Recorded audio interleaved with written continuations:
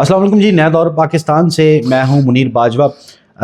پاکستان کے supreme court bar ایسوسی ایشن کے الیکشن تھے آج، اور آسما جہانگیر گروپ کے امیدوار رؤوف عطا کو برتری حاصل ہے۔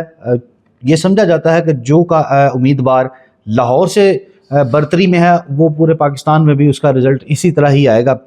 اس میں supreme court, Pakistan bar council اور سپریم کورٹ بار ایسوسی ایشن کا جو حتمی نتائج کے اعلان جو ہے وہ بعد میں کیا جائے گا باقاعدہ طور پر، لیکن ابھی تک برتری جو ہے وہ آسما جہانگیر گروپ کے امیدوار کو حاصل ہے۔ اور اسی طرح سیکٹری کی نشست پر جو یہ بتایا جا رہا ہے کہ وہ ان کا تعلق حامد خان گروپ سے تھا۔ بہرحال اس کے اوپر بات کرنے کے لیے میرے ساتھ سینئر کورٹ رپورٹر موجود ہیں عابد خان صاحب۔ عابد خان صاحب، آج ہم نے یہ دیکھا کہ یہاں پر کچھ وکلاء نے اعتراض بھی اٹھایا دوران کاؤنٹنگ، کچھ ایسی ہنگامہ رائی جو وہ بھی دیکھنے میں آئی۔ اوورال کیا صورتحال تھی، اور کیا سمجھتے ہیں کہ حکومت میں ہونے کی وجہ سے آسما جہانگیر گروپ کا جو کینڈیڈیٹ ہے وہ جیت گیا؟ دیکھیے، ڈیفینیٹلی اس بات کے حد تک تو ٹھیک ہے کہ جب آپ کا کوئی گروپ جس کے جو ہے پیچھے حکومت کی طاقت ہوتی ہے اور لوگوں کو نظر آتا ہے کہ وہ حکومت کا حمایت یافتہ گروپ ہے، تو اس کو ایج تو حاصل ہوتا ہے۔ ضمنی انتخابات میں ہم اکثر دیکھتے ہیں کہ جو حکومتی پارٹیاں ہوتی ہیں وہ جیتی ہیں، تو ان الیکشن میں بھی یہی صورتحال ہے۔ آپ دیکھیں نا، ہم سب کو پتہ ہے کہ اس وقت اعظم نذیر تارڑ صاحب جو ہیں وہ حکومت کی آنکھ کا تارا ہیں، اور وہ انڈیپینڈنٹ گروپ یا آسما جہانگیر گروپ کے کرتا دھرتا ہے، تو ڈیفینیٹلی وہ ایک اثر تو ضرور گیا ہے۔ الیکشن سے پہلے انہوں نے مختلف بارز کو فنڈ بھی تقسیم کیے۔ اس کے علاوہ جو ہے ہاؤسنگ سوسائٹی کے حوالے سے جو ہے انہوں نے بڑی ایک پیش رفت نظر آ رہی ہے۔ اور اس کے علاوہ سب سے اہم بات یہ ہے کہ جو احسن بون اور اعظم نذیر تارڑ گروپ ہے، یہ بڑے نا وہ جسے ہم کہتے ہیں کہ وہ ڈیرے دار ٹائپ لوگ ہیں، لوگوں سے ملنا جلنا۔ حامد خان صاحب کا ذرا اسٹائل الگ ہے، تو یہ بھی ایک چیزیں کاؤنٹ کرتی ہیں۔ اور سپریم کورٹ بار کے جو وکلاء ہیں وہ یقیناً ان کا اپنا ایک مزاج ہوتا ہے، وہ سینئر ترین لوگ ہوتے ہیں، تو پھر وہ پوری چیزوں کو کیلکولیٹ کر کے اپنے امیدوار کو۔ خان صاحب، جیسے آپ نے کہا کہ وہ سینئر ترین وکلاء ہوتے ہیں، ساری بات ہے، ان کا آئین پہ بھی گہری نظر ہوتی ہے۔ تو اس وقت جو ملک میں 26ویں آئینی ترمیم کے اوپر ایک شور مچا ہوا ہے اور عدلیہ کی آزادی کے اوپر بات چل رہی ہے، تو کیا نظر آتا ہے کہ وکلاء نے، جیسے آپ نے بتایا کہ اعظم نذیر تارڑ گروپ نے جو پلاٹ بھی دیے ان کا بھی اعلان کیا گیا، دوسری طرف آئینی ترمیم کا ایک ایجنڈا تھا، تو بظاہر تو پھر پلاٹوں کی سیاست کامیاب ہوئی۔ دیکھیں جی، بات یہ ہے کہ جہاں تک آئینی ترمیم کو عدلیہ پر حملہ قرار دیا جا رہا ہے، تو یہ ایک جماعت، ایک گروپ جو ہے وہ قرار دے رہا ہے۔ اب جو انڈیپینڈنٹ یا حامد خان، یہ اپنا اعظم نذیر تارڑ گروپ ہے، ان کا تو یہ کہنا ہے کہ پارلیمنٹ سپریم ہے، پارلیمنٹ جو ہے وہ آئین میں ترمیم کر سکتے ہیں، اور بالکل انہوں نے کی ہے، ہمیں قابل قبول ہے۔ جو حامد خان صاحب کا گروپ ہے وہ یہ سمجھتے ہیں کہ آزاد عدلیہ پر حملہ ہوا ہے، گو کہ میں یہ کہوں گا کہ 140ویں نمبر کی عدلیہ کی آزادی کوئی میٹر نہیں کرتی۔ یہ سیاسی نظریات ہیں جو کہ دونوں جانب سے جو ہے اپنائے جا رہے ہیں۔ عام آدمی کے لیے چیف جسٹس تیسرے نمبر کو ہو یا 5ویں نمبر کو ہو یا پہلے نمبر کو ہو، کسی کو کوئی فرق نہیں پڑتا۔ ہم یہ دیکھتے ہیں کہ سجاد علی شاہ سے لے کر آج تک تقریباً 25-26 سال گزر چکے ہیں۔ ان 26 سالوں میں سینئر موسٹ جج ہی سپریم کورٹ کا چیف جسٹس بنتا ہے۔ مجھے آپ یہ بتائیں کہ ان 26 سالوں میں کیا آپ کو نظر آیا اس ملک میں، کیا بہتری نظر آئی؟ یہ نظام انصاف میں کوئی بہتری نظر نہیں آئی۔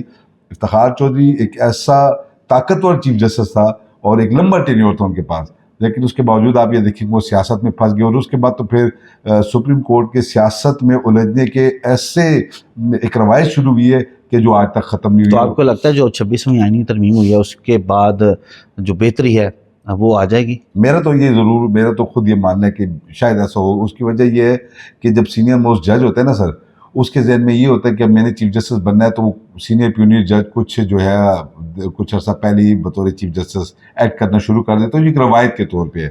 تو بات یہ ہے کہ جب ان کو یہ اندازہ ہوگا کہ جناب اب آپ نے مکمل طور پہ فٹ رہ کے اپنی کارکردگی دکھانی ہے تبھی چیف جسٹس بن سکتے ہیں، تو پھر میرا خیال ہے کہ ہر چیف جسٹس جو ہے نا وہ ایک جو جج ہے وہ نیوٹرل رہ کے کام کرے گا، اور ایسی اپنی لیگیسی چھوڑے گا کہ اگر بعد میں آنے والے بھی لوگ اس کی تعریف کریں اور جو موجودہ حکومت ہے وہ بھی اس کو چیف جسٹس بنانے میں کسی قسم کی ہیزیٹیشن کا شکار نہ ہو، تو میرا خیال ہے یہ تو بہتر ہے۔ اچھا خان صاحب، یہ بھی آج دیکھنے میں آیا کہ تحریک انصاف کے جو حمایت یافتہ وکلاء تھے وہ کاؤنٹنگ کے دوران ایک ہنگامہ جو ہے وہ دیکھنے میں آیا۔ تحریک انصاف کے جو حمایت یافتہ وکلاء تھے وہ کاؤنٹنگ کے دوران ایک ہنگامہ جو ہے وہ دیکھنے میں آیا۔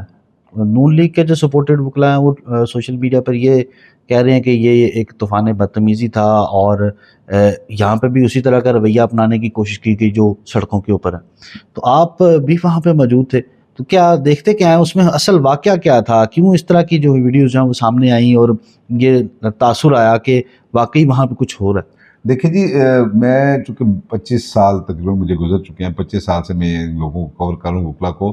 یہاں میں نے دھاندلی کے الزام لگتے ہوئے بہت کم دیکھے. میں جیسا میں آپ کے بھی علم میں ہے کہ 2 سال پہلے جب رانا انتظار کا جو ہے وہ الیکشن ہوا تھا, وہ صرف مجھے وہ ایک مثال سامنے ہے کہ جس میں دھاندلی کا الزام لگایا گیا تھا.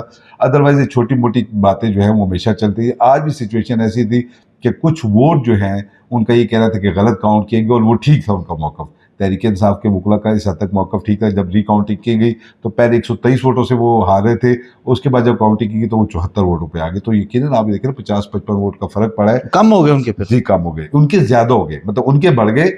جو میاں رؤوف ہیں ان کے جو ہے وہ کم ہو گئے. پہلے وہ 123 ووٹ سے جیت رہے تھے. اب وہ یہ نہیں تھا کہ ان کو یہ اندازہ تھا کہ ہم 74 ووٹ سے اگر جیتتے ہارے ہیں تو ہم جو ہے وہ جیت جائیں گے.